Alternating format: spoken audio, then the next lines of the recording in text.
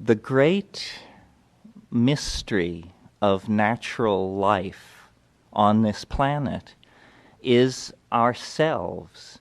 We stand out in the natural order of things as something completely unique, unexpected, unpredictable. You could not calculate forward from the pinnacle of the age of mammals some 30,000 years ago. You could not calculate forward to a world such as we have today, a world of enormous cities, globally dispersed, linked instantly by electronic media, a world of art, warfare, neurosis, vision, religious yearning, hope, despair. All of these things are the unique contribution made to reality, existence, if you will, by the existence of the qualities in us which we call humanness, which set us aside from the rest of organic existence. I mean, I know that dolphins discuss arcane matters among themselves, and bees dance the directions to the flowers, and animal communications occurs among pack hunting dogs of various sorts. But clearly, we are something of another order. And accounting for this other order of being that is so present in us has been the major concern of both what we call religion and what we call science, in the sense not of physics and chemistry, but of biology, anthropology, and psychology.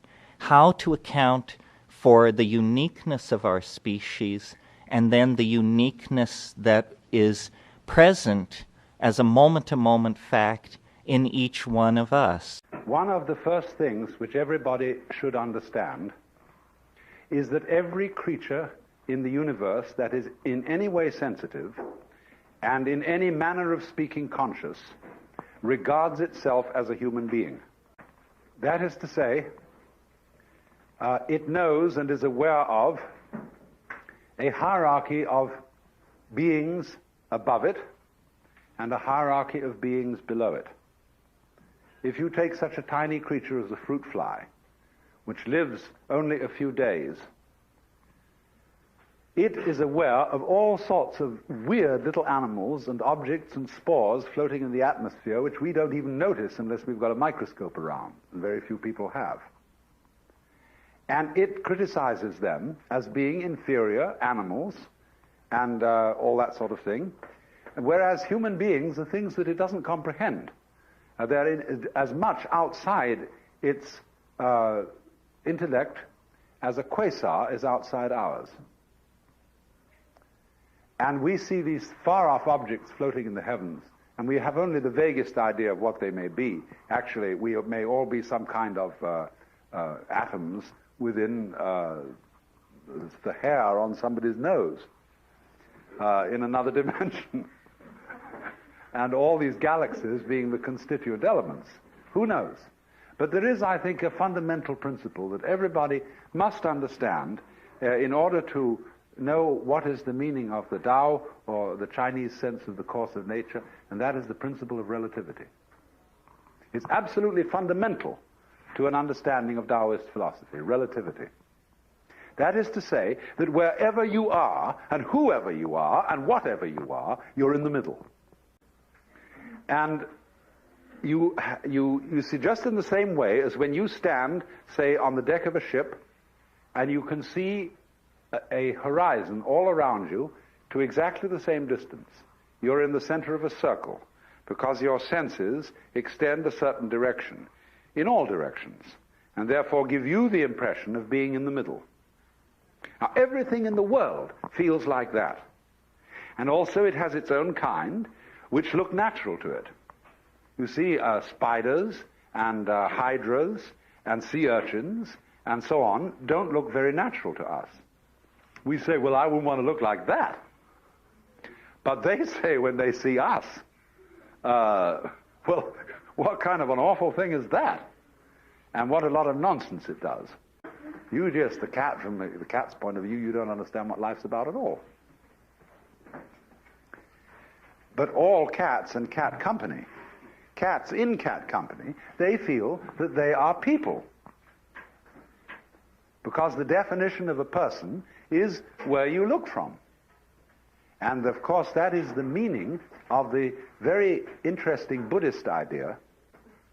You can only become a Buddha, that is to say, you can only become enlightened, liberated, aware of your unity with the universe from the human position. And Buddhism calls itself the middle way, because it is the way for someone in the middle, and that's everyone. So there is, believe it or not, a form of yoga, ways of liberation for worms, for fruit flies, for snails, for spiders, for birds, for everything. And they, you see, in their situation, feel just as cultured as we can possibly feel. And they have their distinctions and their snobberies, just in the same way that we do. Because, you see, they dig all sorts of things that we don't even notice. We think a person is cultured because they play the piano or the violin or they read poetry or they have a big library and they have paintings all around and they have a fancy house and so on, and we say, well, there's a person of culture, and we can see at once that this is really some rather elegant human being. But when you get down into the world of fishes, they have exactly the same thing. Only, instead of depending on collecting a lot of books and things like that, it is the precise way, the very subtle wiggles of a tail, the little tremors of vibration that makes one fish a very superior fish as compared with other fish. And all the other fish look at that one and say, oh my, to be like that, what a genius. To be able to do just that little extra thing, see? Because they're very sensitive. Even airplanes in formation can't begin to do what birds and fish can do in their communal swirling dances that they do. Biological existence is such that you have to kill to live. And vegetarians have no way out, because plants also are forms of life. And to the degree that they are aware, and they are aware to a certain degree, they think they're human. And when you chew up plants, you are making a very painful experience for cabbages and carrots and things like that, and you can't get out of it. And the only possible solution of the dilemma that we are in ethically, that we have to eat in order to live, that being is killing, the only possible solution to this dilemma is to reverence food and to cook it as well as possible and enjoy it to the full. There is no other ethical response that is in any way possible to this situation. And also, you must, as a human being, remember that you aren't the only pebble on the beach, that you belong just as much as the fish and the cows and the apples. You belong to a mutual eating society. And something in the end is going to eat you. Now, human beings are not as a rule eaten by large creatures. We've got rid of them, things like lions and tigers that chew up on human beings. There are not many of them around. We're eaten instead by tiny creatures. And the morticians are a very vicious group of people, because they are trying to deprive all those microorganisms of the proper human food. When they bury them in formaldehyde and encase them in concrete things with complicated bronze caskets, where instead of giving the worms a ball, they just do nothing. They just rot there, and become slowly more and more sort of attenuated and parchment-like, instead of continuing into the flow of the course of life, which is the proper thing to do, to make an act of respect to the earth from which you have gained all these the life, and give yourself back to it when you die. After all, that's only courteous. And this keeps the thing running. So we should start a campaign at once to abolish the whole mortician business and put it in entirely new lines where dead human beings are buried in great fields about 3 feet underground, which are left for a long time until all stinks and everything have vanished, and this is the most beautiful soil for growing corn and lettuce and artichokes and vines and everything beautiful. So you go back into the cycle. But in fact, you're right. The decisions that we make form us as individuals, not as a species. And so in an animal situation, the individual animal, I think, that's not what is of interest there. We differentiate ourselves from each other by the choices that we make, and that requires this unknowable future dimension. You just poo-pooed it, so we don't need it, it's an illusion. Well, I didn't poo-poo it. I said animals don't have it. Clearly, we are of a different order. I'm not a pro-animal, anti-human sort. I mean, I think the human world is definitely the most interesting world, but I think maybe you've put your finger on it, that without this illusion of an unknowable future, we would not differentiate as individuals. So it's a happy flaw, o felix culpa, right? Is that why people have always been afraid of prophecy? But that you have a moral dilemma. Well, it raises real questions about free will, that's for sure. I mean, one can suppose it raises real questions. I mean, if a prophecy comes true, does that mean then that in principle all of the future is determined? You see, we have to avoid determinism here, because a true determinism means thinking is pointless.